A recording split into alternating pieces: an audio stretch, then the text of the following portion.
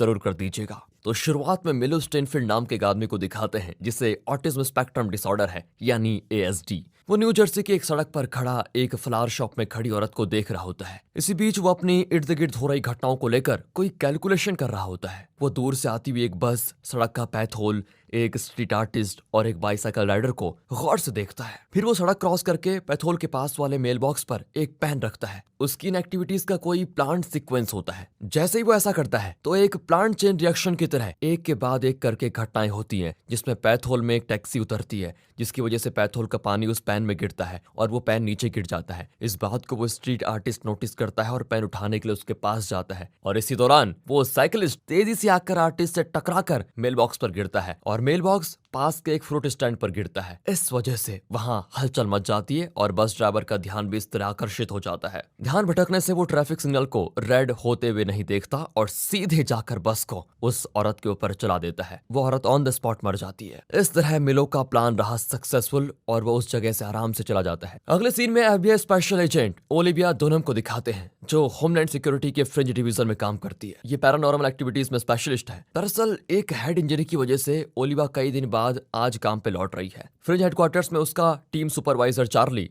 उसका स्वागत करता है। तभी हमें इस एजेंसी के चीफ वॉल्टरनेट बिशप को दिखाते हैं, जो ओलिविया की वापसी के बारे में फिलिप नाम के एक लैब असिस्टेंट से बात कर रहा होता है। फिलिप परेशान होकर कहता है कि ये असली ओलिविया नहीं बल्कि फॉक्स लिविया नाम की एक डुप्लीकेट है। इसे हमारी टीम में शामिल करने का आपका फैसला गलत था। वॉल्टरनेट कहता है कि मैं बिना वजह कुछ नहीं करता। दरअसल मैंने असली ओलिविया की मेमोरीज को फॉक्स लिविया के ब्रेन में इम्प्लांट किया है। इसकी वजह यह है कि सिर्फ फॉक्स लिविया ही बिना किसी प्रॉब्लम के इस यूनिवर्स से दूसरे यूनिवर्स में ट्रैवल कर सकती है। मैं ये जानना चाहता हूँ कि ये यूनिवर्सेस के बीच में ट्रैवल कैसे करती है आखिर। इसलिए हमें फॉक्स लिविया को विश्वास दिलाना होगा कि वो इसी यूनिवर्स को बिलोंग करती है। फिलिप पूछता है कि अगर उसे पता चल गया कि हमारा मकसद क्या है तो तब क्या होगा। चीफ कहता है कि अगर ऐसा हुआ तब हमें उसकी जरूरत ही नहीं पड़ेगी। अब चार्ली अपनी टीम को उस बस एक्सीडेंट के बारे में बता रहा होता है, जो इसी हफ्ते 2 बार हो चुका है और दोनों ही बार विक्टिम्स मर चुके थे। वो टीम को वार्न करता है कि इन्वेस्टिगेशन के लिए वहां जाना खतरे से खाली नहीं है, इसलिए हमेशा सावधान रहना। कुछ ही देर में FBI टीम एक्सीडेंट साइट पर पहुंच जाती है और वो हर तरफ क्लूज ढूंढने लगते हैं। इस टीम को लीड करता है FBI एजेंट लिंकन ली, जिसके चेहरे पे जलने के निशान होते हैं। चार्ली विक्टिम की बॉडी को जांच करता है और उसके फिंगरप्रिंट से उसकी डिटेल्स निकालता है। उसे पता चल जाता है कि इस विक्टिम का नाम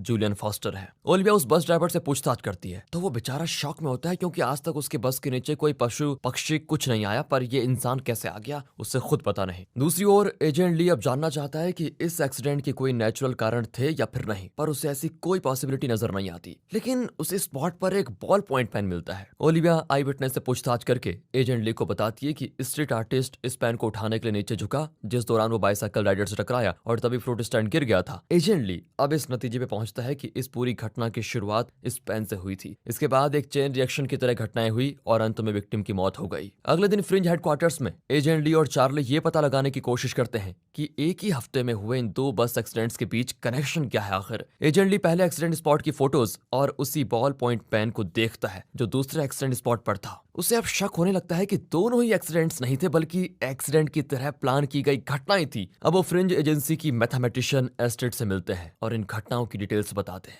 वो कहती है कि एक ही इंसान 2 बार एक ही तरह से, और वो भी अपनी मर्जी के मुताबिक, इस तरह की घटना श्रृंखला को अंजाम नहीं दे सकता। अब उन्हें इसी बीच खबर मिलती है कि इन 2 एक्सीडेंट्स जैसा एक तीसरा भी एक्सीडेंट हो चुका है।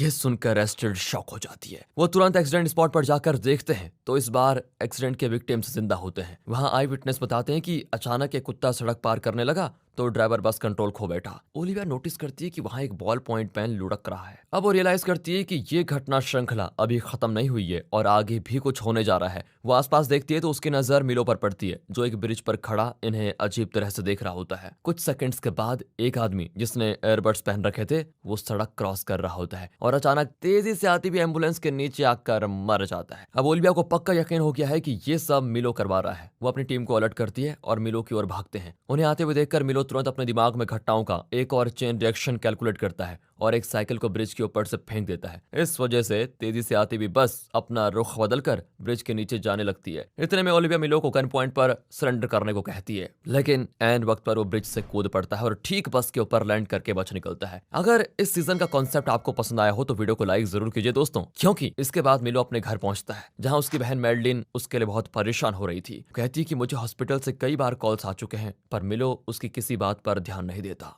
मैडलिन मिलो को सरेंडर करने को कहती है क्योंकि मिलो का खेल अब हद पार कर चुका है, लेकिन मिलो जानता है कि वो आगे क्या कहने वाली है, इसलिए वो उसकी हर बात खुद ही पूरी करके उसे चुप करा देता है। कुछ देर के बाद मैडलिन मिलो को एक छोटा टॉय हॉर्स दिखाती है जो मिलो को उसकी माँ की याद दिलाता है। उसे देखकर तो मिलो दुखी हो जाता है, लेकिन मैडलिन से कहता है अब इन बातों को मेरे लिए कोई मतलब नहीं रहता। वहाँ एजेंट ली को उसके रेगुलर स्किन चेकअप के लिए हॉस्पिटल ले जाया जाता है। ट्रीटमेंट रूम में जाने से पहले वो ओलिविया से कहता है कि इन 3 एक्सीडेंट्स में विक्टिम्स के बीच की सिमिलरिटी का पता लगाओ जल्दी। ओलिविया भी उसकी बात मानकर वापस हेडक्वार्टर्स आ जाती है और उन एक्सीडेंट्स के आई विटनेस से बात करती है। अब इन्वेस्टिगेशन के दौरान पता चलता है कि तीनों एक्सीडेंट के विक्टिम्स का एक मेडिकल सेंटर के साथ डायरेक्ट या इनडायरेक्ट कनेक्शन था। वो चार्ली को यह बात बताती है और दोनों तुरंत उस मेडिकल सेंटर के लिए निकलते हैं। वहां ओलिविया देखती है कि कुछ पेशेंट्स एक ही तरह का बॉल पॉइंट पेन यूज कर रहे हैं क्योंकि वो डिजिटल डिवाइसेस के साथ कोप अप नहीं कर पाते। वो चीफ डॉक्टर लेवन से मिलते हैं। वो तीनों एक्सीडेंट्स के विक्टिम्स को पहचान जाता है और उनकी कुछ डिटेल्स इन्हें बताता है। वो कहता है कि सभी विक्टिम्स एक एक्सपेरिमेंट का हिस्सा थे जिसमें मेंटली चैलेंज्ड पेशेंट्स का इंटेलिजेंस बढ़ाने की कोशिश की जा रही थी। ये कहकर वो उन्हें एक वीडियो फुटेज दिखाता है जिसमें मिलो भी होता है। डॉक्टर बताता है कि मिलो भी इस एक्सपेरिमेंट का एक सब्जेक्ट था और एक्सपेरिमेंट के दौरान उसका आईक्यू लेवल बहुत ज्यादा बढ़ गया था। उसकी बहन मैडलिन के कहने पर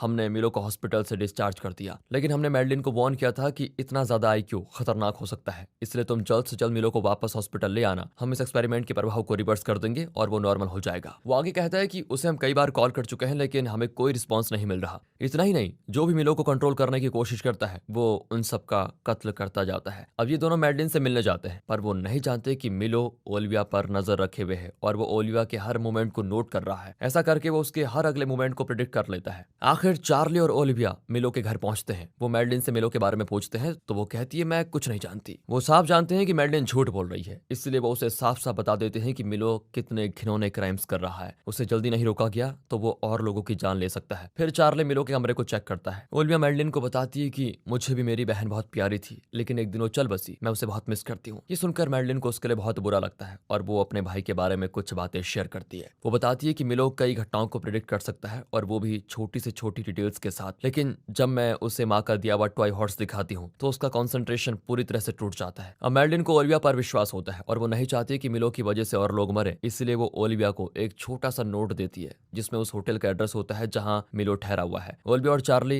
एस्टेट के साथ डिस्कस करते हैं कि मिलो को पकड़े कैसे, लेकिन जल्दी वो रियलाइज करते हैं कि वो जो भी प्लान करेंगे उसे मिलो पहले ही प्रिडिक्ट कर लेगा, इसलिए वो बिना किसी प्लान के सीधे मिलो के होटल पहुंच जाते हैं। मिलो अपने होटल रूम से नीचे देख रहा होता है और वो कैलकुलेट कर रहा होता है कि अगले कुछ मिनटों में यहाँ पर क्या होने वाला है। अपनी इसी काबिलियत के जरिए वो प्रिडिक्ट कर लेता है कि ओलिविया और चार्ली यहाँ पर आएंगे, उसे चेस करेंगे। वो ये भी कैलकुलेट कर लेता है कि वो ओलिविया को एक कंस्ट्रक्शन साइट पर लेकर जाएगा जहाँ हवा बहुत पतली होती है, यानी ऑक्सीजन बहुत ही कम। वहाँ सीमेंट ब्लॉक्स के ढेर के नीचे वो ओलिविया को फंसाकर मार डालेगा। अब जैसा उसने प्रिडिक्ट किया वैसे ही ओलिविया और चार्ली होटल पहुंच जाते हैं। वो देखते हैं कि मिलो सड़क पर खड़ा है। वो मिलो की ओर भागते हैं और वो सीधे कंस्ट्रक्शन साइट की ओर भाग जाता है। दोनों उसे चेस करते हैं। ओलिविया नहीं जानती कि यह मिलो का ट्रैप है। वहां पर थिन एयर का वार्निंग साइन भी होता है, लेकिन ओलिविया उसे नहीं देखती। अगर वो साइन बोर्ड देख लेती तो रेस्पिरेटर पहनने के लिए रुक जाती। अब मिलो ने प्रेडिक्ट किया था कि जब वो रेस्पिरेटर के लिए रुकेगी तो वो अपना अटैक करेगा, लेकिन वो ऐसा नहीं करती, जिसकी वजह से मिलो की कैलकुलेशन हो जाती गलत और जिन सीमेंट ब्लॉक्स के नीचे वो ओलिविया को कुचलना चाहता था, ओलिविया उस ढेर से दूर भाग जाती है। अब मिलो अपनी कैलकुलेशंस को गलत होते हुए देखकर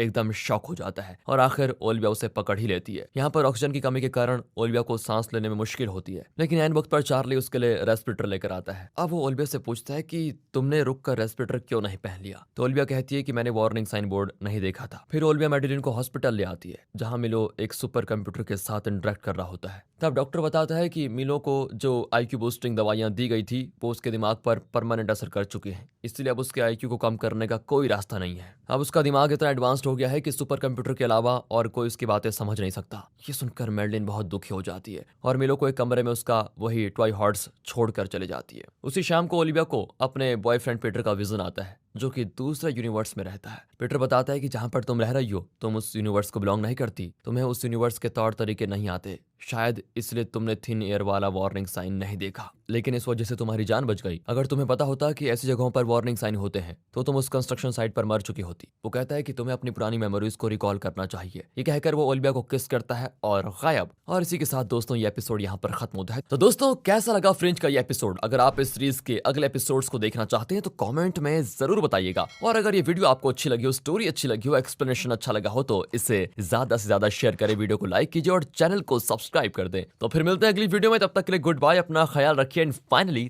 थैंक्स फॉर वॉचिंग।